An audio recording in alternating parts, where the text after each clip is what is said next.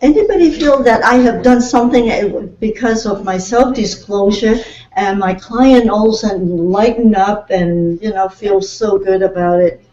Yes. I do have clients who are going through therapy, cancer therapy. And what I know, the first question for them is, why me?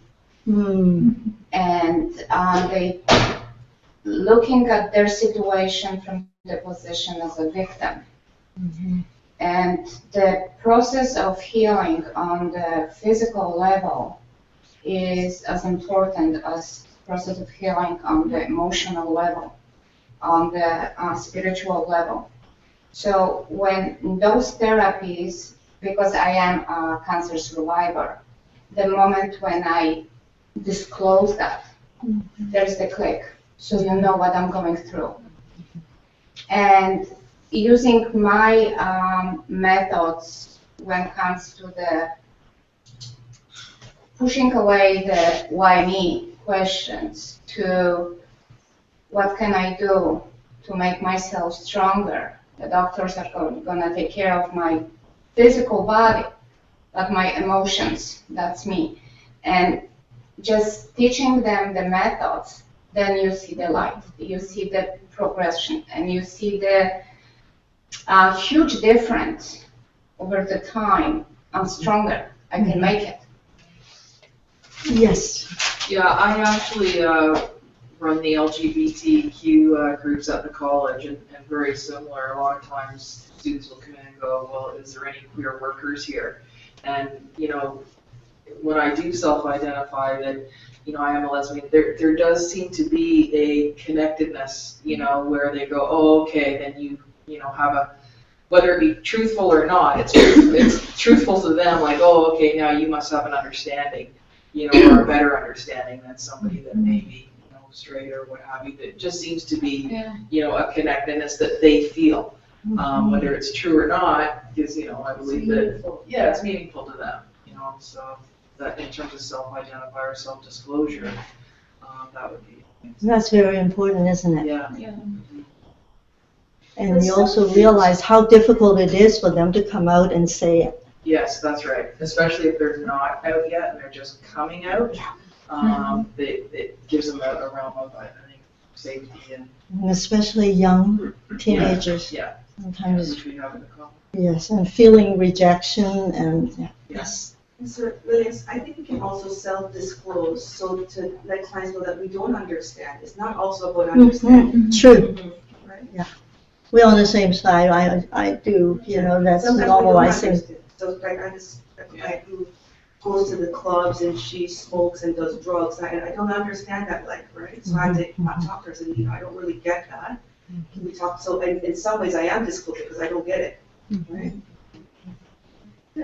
Yes. So, a critical piece I learned from my work, both as a survivor, many of us are, possibly in the room as well, is that your process, your self-disclosure, should not take over the therapeutic process. Where the client starts looking after you and says, oh my gosh, Thank was that you. for me? And you have to work them when they go to that pattern of rescuing and taking care of somebody who's in a position to help them. So the self-disclosure is very tactical, and it's mostly in the context of the issues that are presented by the client. That's very important, because we are made of the same stuff. And when somebody empathizes with us, all of a sudden we're so, especially you build this relationship, close relationship, I'm going to help you. And you say, well, it's legit, so, we can share. But you have to be very, very careful about the quantity, the quality, and the timing. Absolutely. If sometimes we are just like them. If we were in that situation. So that if we have learned empathy, it's so easy, we acted just like them, and then we started forgetting who we are, what role we play at that point. And don't forget, there's only 50 minutes an hour. If you're going to disclose yourself more, you're taking away the time from your client. So it has to be something the clients can use. It's a tool, isn't it? And you have to use that tool appropriately, and you sharpen that tool so that it will be effective. Fair enough. But it does make yourself vulnerable, and you have to be put. I'm going to ask you one question. I wonder if you have ever thought of. Should a counselor cry? Should you use tears? Honestly, I cry a lot. Like, I get teary a lot. Like, when they share that experience. So it touches my heart, and I am who I am. I don't want to hide it. I feel like I'm not gonna pull myself up, but I think it's okay. And then I still say, well, excuse me that I'm sharing this moment with you, and to be honest, to disclose that this is how it touches my heart. Now let's move on. Comments? I don't know, but I consider myself an emotional person, and I do feel very deeply because of the kinds of issues that my clients go through. And honestly, it's like sometimes not much, but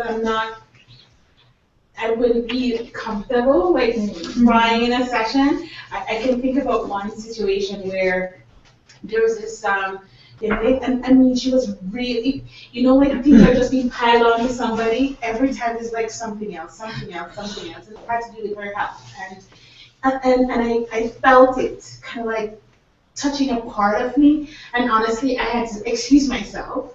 I said, just give me a minute, I need to run to the washroom. Like, honestly, and I just had to go in there and have a cry, dry my tears, and come back. It's like, yeah, but I think it would have affected her in a negative way if I cried in front of her, because in a sense she's looking to me to, you know what I mean, help her work through that. Well, that's how I saw it, but I wouldn't know. Yeah, my concern is that the person would then go into trying to care for me, right? So that's my concern about crying. Yeah. We also talk about congruence in sessions. Right, the whole concept of what that is about, and that the emotion that you're feeling. I think we need to contain it.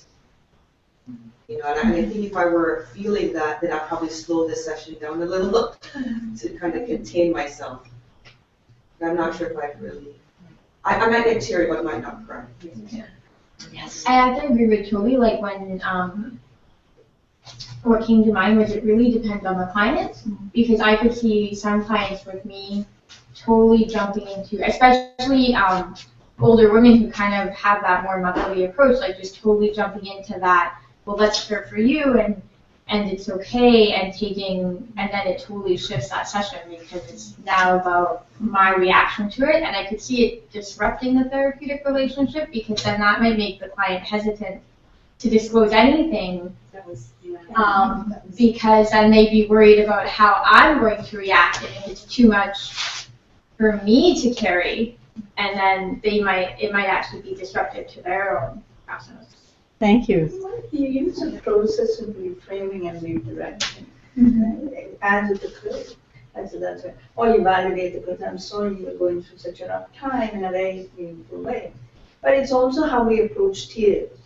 Because most women don't have permission to cry, or they cry too much. Especially in my experience of working with racialized women, they do not have permission. Black women, women of color, as workers, employees, as therapists, as clients, do not have the luxury to cry.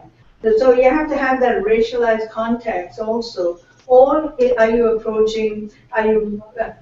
creating an environment where the person can begin, and we express grief and loss in a different way also. So there's so many factors, but the key fundamental thing that has worked for me is saying very often to people is sometimes tears are our only witness. And by giving yourself permission to release them, you're actually validating the reality, especially in the context of torture, violence, etc. There are no witnesses at the end of the day. So it really works out very well. But you can say, I feel your pain. Well, yeah, but it's the timing of it. Yes. For me, it's not a question of not crying at all. Yeah. Keeping it's the where, you know what I mean? But after the session, I mean, I went to my supervisor and we talked about it. But you know, and I'd be okay crying in front of him. You know what I mean? But I just thought it wouldn't be. It's not. It's your intuitive wisdom that is telling you what is best for the client, and you have to be comfortable with it. What you did is just basically emotionally distance yourself so you can be fully present for your client. Yes. You did what felt right. Thank you. Yes. It's more of it's a comment, but also a question at the same time. I think as a professional, you still need to maintain your professionalism. So I think if you're struck by a moment, somebody sharing something very personal or intimate, and you're struck by it, perhaps your face will show if you're going to show emotion just by your nonverbal, like you empathize, and then maybe a tear come and then if you can't control it, to excuse yourself from the room. But that might not be a bad thing for the therapy because the client might need that moment to themselves. Silence is sometimes important, but silence can be uncomfortable. It gives them a moment to themselves and gives you a moment to kind of to gather yourself. But I'm sure both sides know, like both were affected by that. It might not necessarily be a negative thing. So it's a comment, but it's a question too. Thank you, Steve. I think there's a difference between experienced sorrow and witnessing, as you were saying, and falling into your own grief. Right? And if you're, experiencing sorrow in front of your client, it's about your client. It's not about you. Right? And if you tip over, right, and that's the point, where you're in your countertransference. And, that's the point when, you're not helping your client, right? You're immersed in yourself. I can see there are personal characteristics. Some people could cry at the drop of a hat. And some people could be very, very stoic. And they would not express. And we just have to accept ourselves, we are different. I had a graduate student, during the first practicum, I could see in my group supervision video, she was crying before the client cried. And in 15 minutes, she opened the door, she came straight to me. I can't control it, I don't know what, it was so sad. Leaving the client. It was very difficult for her to control her emotion because she was just so kind and so empathic and everything else. So this is why you have to know yourself, don't you? You have to review yourself and say, what kind of a person I am? And how do I react to tragedy? And what are the things? You have to be true to yourself, right? And yet, you have to use yourself as a tool. And as I said, you have so many aspects of yourself that could be used as tools to help your client. But you've got to remember, you are there for your client.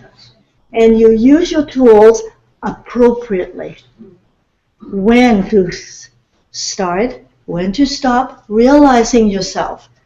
I'm going to pour it out, what am I going to do, right? Sometimes you say, excuse me, and what would the client feel if you were the client? You say, oh my goodness, my counsel has gone out. What did I say? What did I make her feel like that? Am I exaggerating? And don't forget, some of the clients, they do, not knowing that they were exaggerated, but that's how they felt, right? And that was traumatic for them. So whatever they said, it could be interpreted differently from the real situation. As a counselor, you got to see the total picture. You want to see the client in that environment. And you have to say, I am here to enter into their world. But realizing my own characteristics, and you have to hold, somebody was saying, you train yourself to hold back. And so that they will accept you as you are. And we're not pretending to be somebody else. But then we are tools, and it has to be, I always feel the amount of disclosure has to match the need for that moment, for that client, in that setting. And the quality, the way you project yourself, has to be not a selfish. And just, I'm so bad, I'm going to say something. Or, I just realized that I have gone through that and never thought it was, and somebody mistreated me, the transference and the counter-transference started. And so there's just so much of self-awareness and so much of skills to hone yourself to be a good instrument for counseling. And also the relationship. If you disclose too early when the relationship is not firm, you don't trust one another, you are still testing the ground, and that is a time that you realize it's not appropriate. And if you do it, you have to do it in good quality, at the right time, and during the relationship that is firm. Okay? Does it make any sense? All right. And for that student, the goal of supervision was to hold her tears back. At the end of the year, she said, what I have accomplished is I understand my tears, and I am able to use the tear effectively. And then I found this article, and the title is, Do Therapists Cry in Therapy? The Role of Experience and Other Factors in Therapist Tears. So if you want a reference, I can have it for you. Yes. All right.